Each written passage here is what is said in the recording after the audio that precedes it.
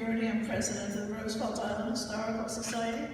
I want to introduce two of my board members, Arlene Bessanoff, who is our wonderful super duper grant writer, and she still talks to me, and Judy over there, who is also very, very helpful and with all of our activities that the Historical Society does.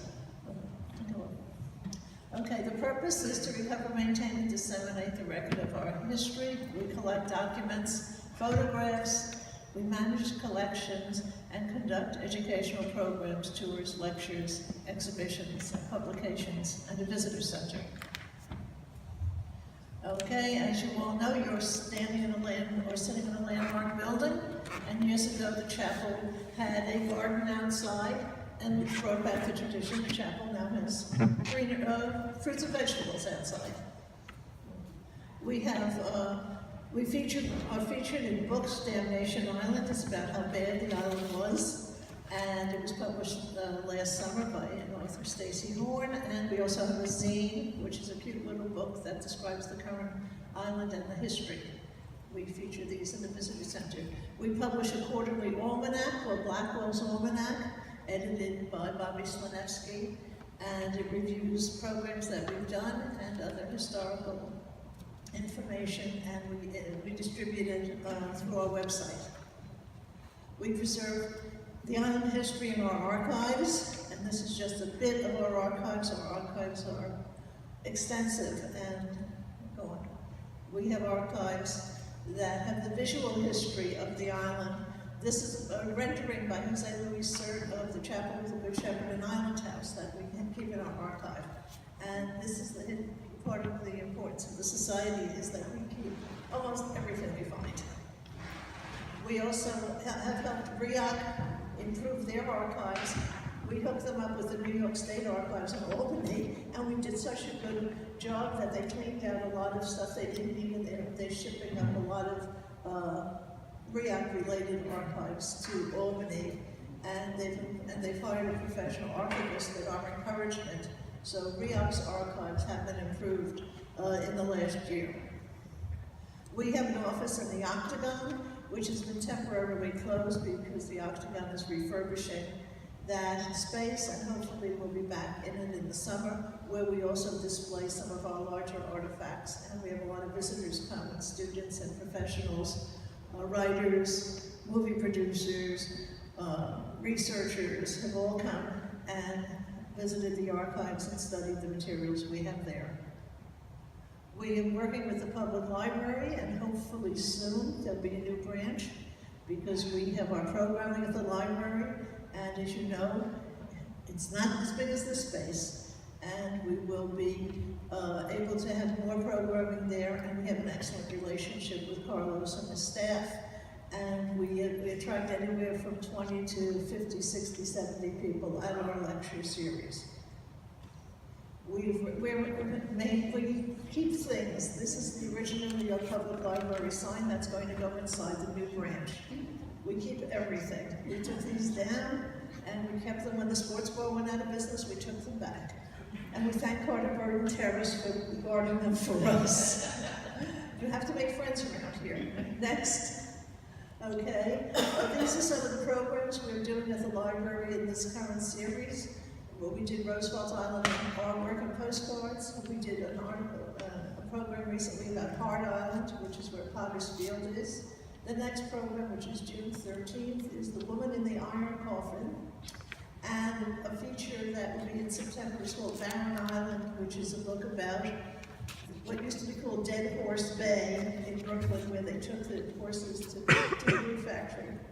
We cover all subjects, and we have excellent writers and presenters who come and do programming at the library, and it really expands our knowledge. And if you have a suggestion of an author or writer, please tell us. We work with Coleman Hospital with the visual arts, and we're now working with the Open Door, which is the young men and the poetry program, and we're starting to do projects with them at Coleman. But we did a fundraiser too with Mae West. We didn't have the original Mae there, but we had one of her descendants, shall we say, and it was an excellent fundraiser for the Historical Society. And as we say, We've also continued with our involvement with REAC and the restoration of Blackwell House, which is an ongoing project. Today they replaced the front banisters, so maybe there's hope. It's been going on for many, many years, and it's absolutely a slow project, but there was actually furniture in the house, and we may be able to be using it within the next time period. we were very involved in a program called Germ City, Microbes of the Metropolis at the New York Academy, which was a joint project of the Museum of the City of New York and the New York Academy of Medicine. And it was very, very popular. And we've done Germ City tours of Roosevelt Island. And it's really funny because we started doing the tours and then the measles. And after the measles epidemic, you really do realize what happens in our society. So we're still doing another tour for Germ City, and even though the exhibit's closed. Next. We run the visitor center. It's in its 13th year. We maintain the visitor center ourselves. The only thing REAC does is collect our trash and clean the snow. And we maintain the garden, we maintain the physical building. The building is in pretty good condition. It's fully heated in the winter. Last year we had over 60,000 visitors, and that's a lot of people. And on Cherry Blossom Day we had 1,088 visitors. So it's a very busy place, and we have a wonderful staff, Barbara, Bill, John, and Ellen, and they work there part-time. They're all contract laborers, and they're all retirees, and they all really appreciate working in the kiosk, and they're great. The Islanders come in, the kids come in, visitors from all over the world come in. We give out free maps. We give out maps, we give instructions, we tell people what sites to see, where to go. No matter how many signs you put up on Roosevelt Island, people still come in the visitor center. Next. And we expect more than 60,000 this year. We also have a lot of inquiries in there, which is really important. We get researchers in there and all kinds of people. And this makes the island, it communicates the island's history, what the island's all about to strangers. And it's amazing how many people come in and return. And we also refer a lot of people to the rental offices and leasing and sales offices. We've had a lot of people come in and say, gee, I'm gonna live here. And we have a sheet that gives the names of all the housing companies. And you think that, well, people know what to do. No, people step off the tram, and we're there to assist them. We welcome all visitors, two-legged or four-legged, and their children. We also now have a lot of people coming by ferry boat or wanting to take the ferry. So we keep the ferry schedule, and we direct people to the ferry. And a lot of people go, gee, that sounds like a wonderful idea. So maybe there'll be a little less crowding on the tram for the residents. We're putting a few visitors on the ferry. And we've enhanced the garden with some of our funding. We've put up new fencing to keep wandering little feet out of the garden. And it does help. And with the thanks to the Roosevelt Island Garden Club, we are running out of maps, so what we did is now people come in and we say, take a picture of the map on your phone. And it is amazing. People go, sure. And instead of spending, money to print tons of maps, we now have most people just want to take a picture and they can, enhance the picture themselves. And we still have maps because we have more information on it, but it's a way that we've changed our way of doing business. And we sell merchandise. We have Roosevelt Island magnets, books, etc. And all the money goes back to the Historical Society.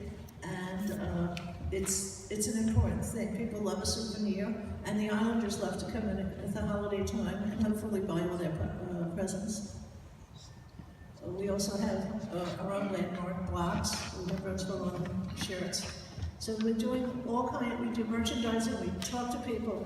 It's just like it's a welcome center. We really want people to feel welcome. And we also participated in the Cherry Blossom and other festivals, Roosevelt Island Day, Fall for Arts. We've been there for all of them.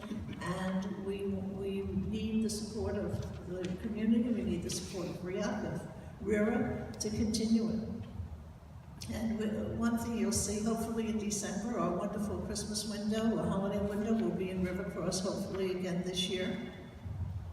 And we have a plaque outside of Cornell that we contributed the information to, so people know the island history when they walk to the south end.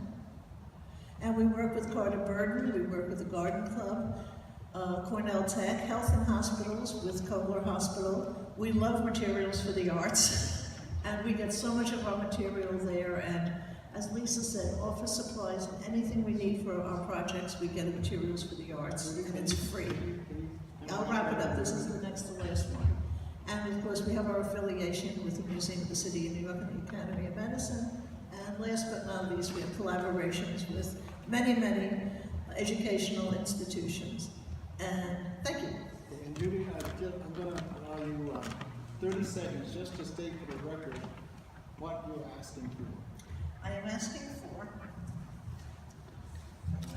funding for the staff of the Visitor Center. I'm asking for funding for an assistant to work with our archives and help us do programming in our office, because with all the requests we get, it's just impossible to keep up with all the requests. And also with more of the education programs for the library and other places that we'd like to do more outreach and more education programs with kids and things. With Blackwell House reopening, we see it as an opportunity to have more programs where people can actually come in the house and learn things. And we've worked with RIAC to do the historical exhibit in the house. So we're asking for And landscaping. 30. Landscaping. And landscaping, right. No one else pays for our gardening except we do, so it's a small amount, but we still have to garden the garden. The crabgrass loves us.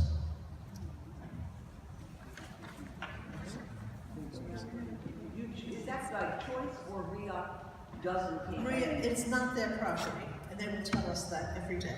It is, the City of New York owns the kiosk. It is leased to RIAC, and then to the Historical Society, and it's a three-party lease. And they will not take care of our area surrounding the kiosk. So the lease doesn't include, No, and we decided we liked a nice garden, so we No, want to make sure. it looks beautiful. It does, It really and is well. but it does take money to maintain it. Yeah. And the garden club volunteers a lot of time, and they're. You know, there are giveaways too for plants. Uh-huh. They just happened, you know, when it's Well, we garden need- areas, right. just, you know, while We- all us nonprofits are sharing. Yeah, I know, they hitch on up. Just feel my garden. I got We only good need the lettuce. young gacks to dig it up the ground and put them. okay, thank you so much, Judy. Is there a question from the audience? Yes, sir? Just, how much money are you asking for? 33. Okay. Okay, thank you so very much. Okay, next we